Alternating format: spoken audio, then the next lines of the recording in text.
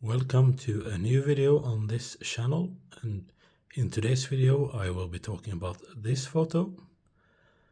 This photo was taken on the 4th of June 2023.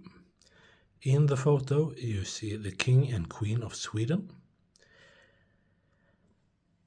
In 2023, Gothenburg, which is the city I live in and grew up in, celebrated 400 years as a city.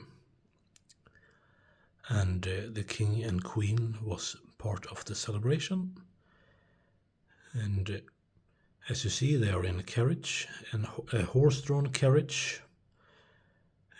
For this ride, the King and Queen went from Götaplatsen, which is at the top of the parade street, or the main street of Gothenburg, Avenyn, down to Gustav Adolf's Torg.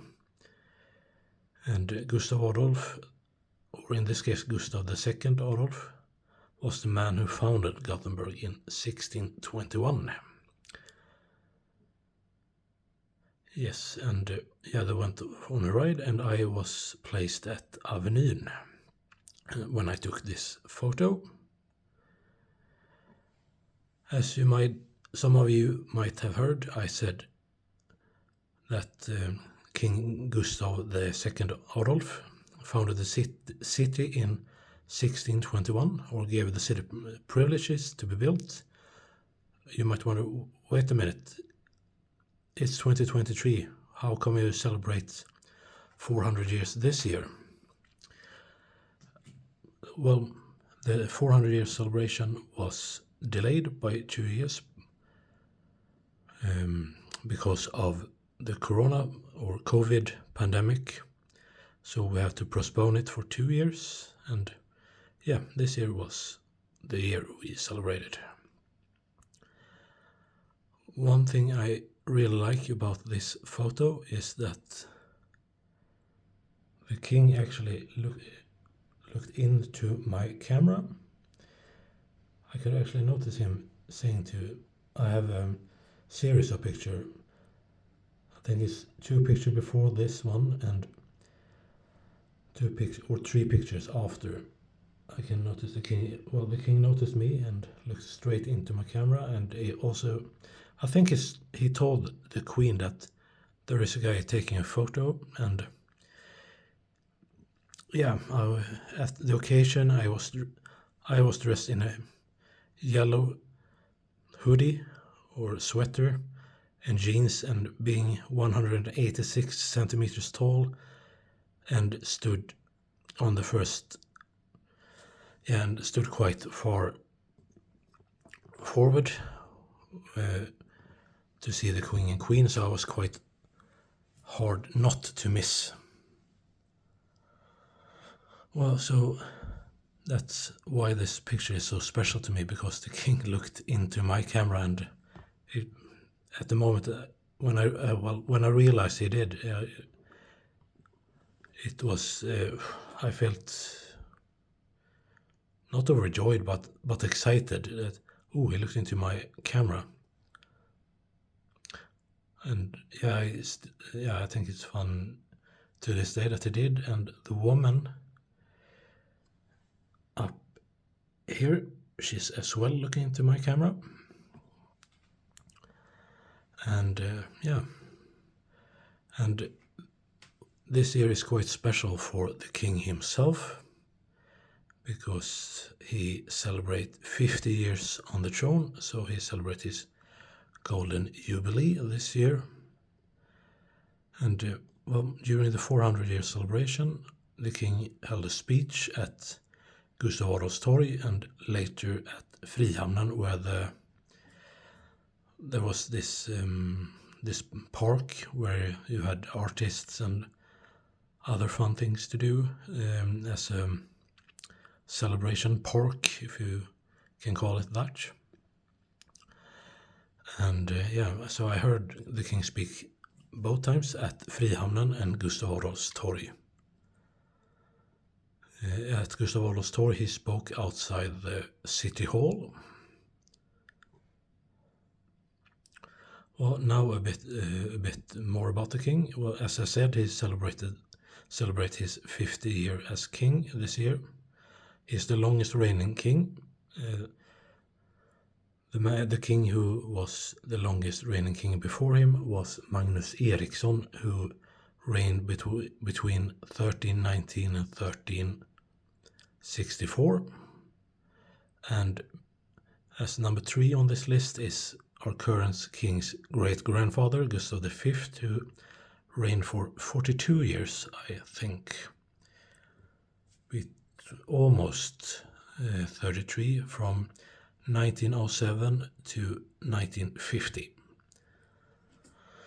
Well, now a bit more backstory about the king. He was born in 1946 on the 30th of April in Stockholm, Stockholm being the capital of Sweden. He was born as Prince of Sweden and Duke of Jämtland. His father was Prince Gustav Adolf, and when the current king was born, as I mentioned, his great-grandfather was reigning, Gustav V Adolf, and the great-grandfather passed away in 1950. Then the king's grandfather, Gustav VI Adolf, ascended the throne, and the current king actually did not ascend the throne after his father, because his father, Prince Gustav Adolf, who would become Gustav VII Adolf, passed away when the king was not even a year old. So when his grandfather became king in 1950, the grandfather reigned between 1950 and 1973. The king were then styled as Crown Prince of Sweden. Crown Prince Carl Gustav, Duke of Jämtland. So when he became Crown Prince, he was 4 years old. And he himself ascended the throne in 1973, more specific, the 15th of September. And from there he has been the reigning king. Well, to be more specific, His Majesty the King don't hold any political powers at all.